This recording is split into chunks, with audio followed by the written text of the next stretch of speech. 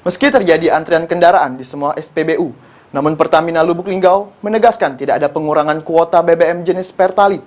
Antrian tersebut sendiri terjadi karena banyaknya konsumen Pertamax beralih ke Pertalite. Antrian BBM Pertalite di kota Lubuk Linggau semakin menjadi. Namun, Pertamina membantah ada pengurangan kuota Pertalite di wilayah kota Lubuk Linggau.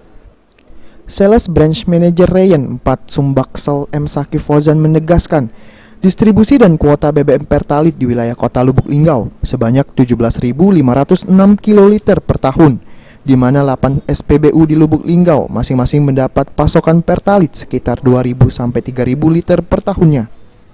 Penyebab terjadinya antrian panjang BBM di SPBU karena banyak konsumen BBM jenis Pertamax pindah ke Pertalite. Sehingga Pertamina meminta kepada SPBU untuk mengatur kembali bagaimana agar tidak terjadi antrian.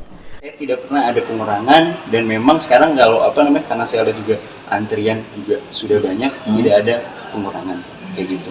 Makanya saya sudah info kepada SPBU jika dirasa ada antrian kayak gitu mohon diatur, lalu juga diisi dengan memang orang yang betul-betul membutuhkan Pak Bu.